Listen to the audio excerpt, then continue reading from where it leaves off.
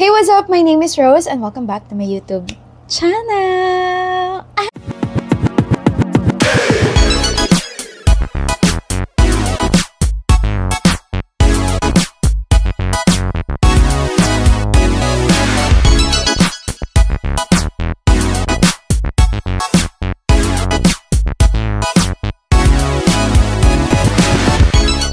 Alam niyo ba, junior high pa lang ako, pinapagawa na kami ng resume. One thing kasi na pinapaalala sa amin is to be ready kapag naging adult na kami. Parang sinasabi ng mga teachers ko before na, find job, talk to boss. Maghanap ka ng trabaho para kapag nakaharap mo yung boss mo, magdemand ka kaagad ng raise.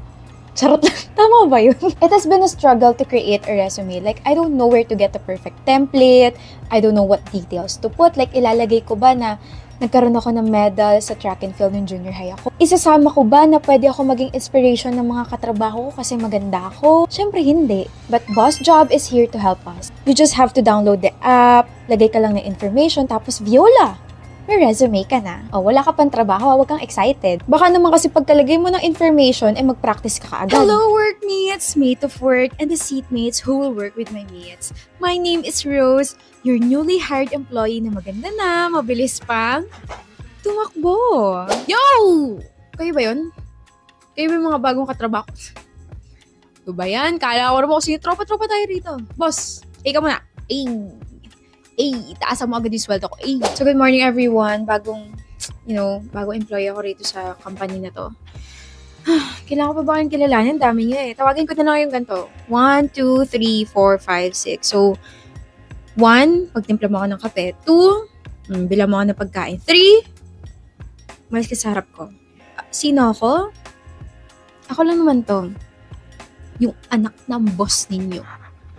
Huwag ganun, nakakahiya. Kung hindi niyo pa alam, Boss Job is an AI-powered job hiring platform. Find job, talk to boss. May mga job openings and opportunities from local, global, and top companies. It's giving competitiveness, ganun. I feel like this is perfect sa mga fresh graduates na naghahanap agad ng trabaho kasi fresh sila so ayaw nila agad mahulas. Kamakailan lang. Kidding aside, recently, Boss Job released their newest ad campaign, kaya panoorin natin. Wait lang, i-blend ko muna to. Find job! Talk to boss! Find job! Talk to boss! Ang Boss Job! Trabaho! Promotion! Magandang sahod! At benepisyo! Trabaho! Promotion! Magandang sahod! At benepisyo! Trabaho! Chat to boss! Ang Boss Job! Find job, talk to boss. So as a person who watched the campaign, this is my reaction. It's like this. Like this. Joke lang. Nakita niyo naman na. Pero ayun, habang pinapanood ko yung campaign nila, na-realize ko na parang may movement sila. Hindi yung galaw ha. I mean, they released this ad campaign to showcase that Boss Job is here to help you find job, talk to boss. Actually, there's nothing to explain na eh. Kasi yung ad campaign nila, it's short, pero very direct to the point, which I really appreciated kasi nandun na agad yung message. So, bakit ko pa ini-interpret kung ganun din pala? Wala lang. Gusto ko lang. Bakit? Flag nyo? Flag ko. Okay, so pag natapos na kayo sa pag-aayos, you can now celebrate kasi ready ka na to find job, talk to boss sa Boss Job. Alam niyo, ganito yung makeup ko if ever na natanggap na ako sa trabaho.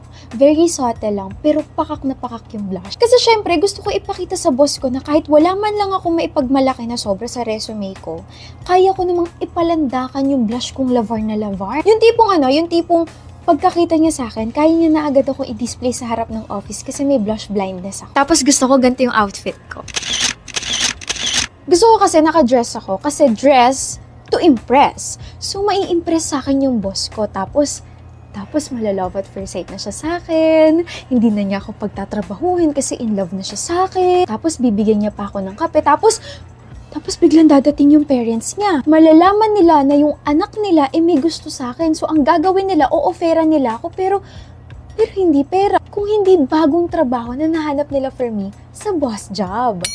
Hello everyone, it's the time of the night again. Time of the night? May ganun ba? Ano ba yan? Invento. Pero ayun, gabi na and magtatrabaho na ako.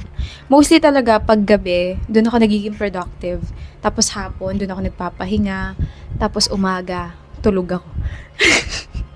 Gulo. Pero ayun, looking at my schedule tonight, Dami be. Pero kaya rin ako nag-mic kasi gagamitin ko yung mic sa phone ko since I'm gonna edit a branded content. Tapos, kailangan ko siya matapos tonight kasi ipapasa ko na siya agad tonight din. Pero, bukas pa naman yung, yung deadline. Pero gusto ko kasi matapos na ngayon eh. Bakit? Deadline nyo? Deadline ko. Tapos, mag-iisip ako ng another concept for, or plot for my next series or next POV. Pero marami naman ako nakatambak. Kaso puro series kasi yun. Okay, so nag-open na yung laptop ko. And I still have 2-part series, 3-part series, and 5-part series. So, ayun. Tapos kanina, kakapost ko lang nung kay Mon and Serene. So, 2 parts yun. So, ano na? Anong gagawin? Okay, sige, mag-edit na ako. Oh.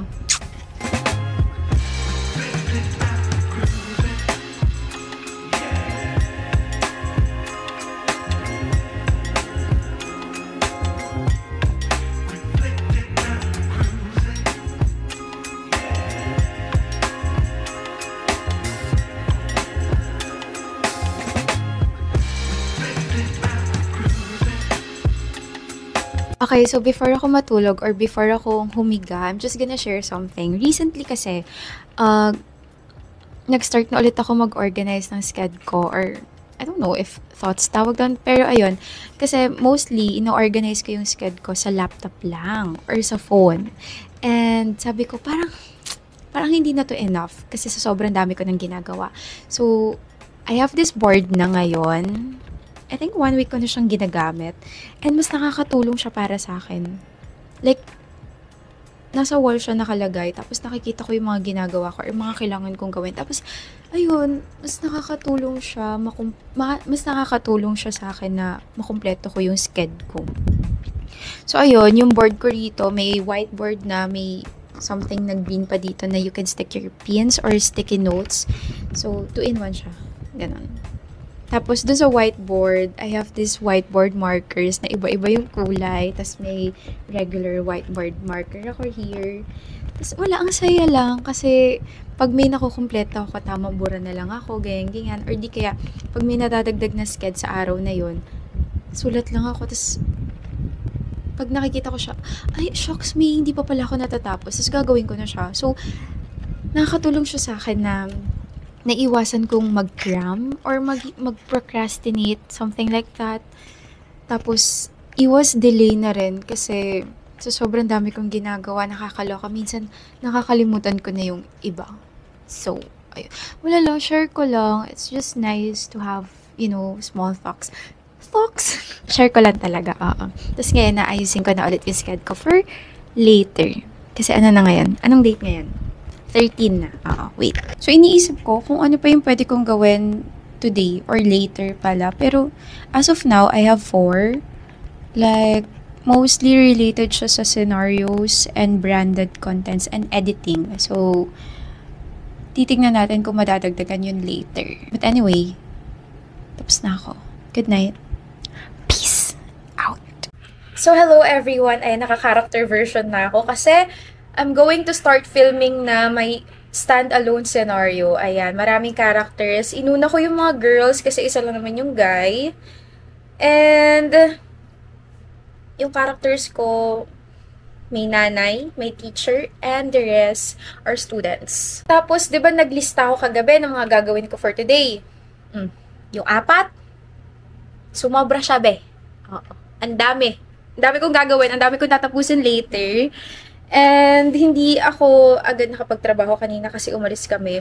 Nagpaturok ako ng anti-rabies. Hindi naman ako na-inform na 3 agad yung ituturok sa akin. Akala ko, be, 1 lang. Tapos, ang sakit ng anti-tetano yata yun. Ang bigat. Pero hindi naman ako takot sa needle. It's just that nagulat lang ako. Like, ganon. Oo. Tapos, nagpa-check up lang ako kasi may mga nangyari lang. Oo. Due to stress and something like that. Tapos pagka-uwi namin, kumain lang ako, and then, here I am. Nag-film na ako. And, ayun, see you later, everyone! Let's go! Hindi na ako nakapag-vlog after ko mag-film ng scenario kasi kahog na ako sa oras and naghahabol ako ng mga deadlines. Tapos dumagdag pa tong camera na to.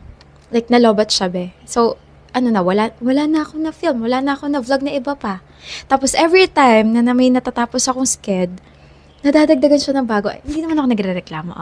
Thank you, Lord, for the blessings. I'm so grateful. But ayun, that's it for this vlog, everyone. Thank you so much for watching. Download Boss Job app now and check the link in the description box. Don't forget to subscribe, click notification bell button, like and share this video, and see you on my next vlog.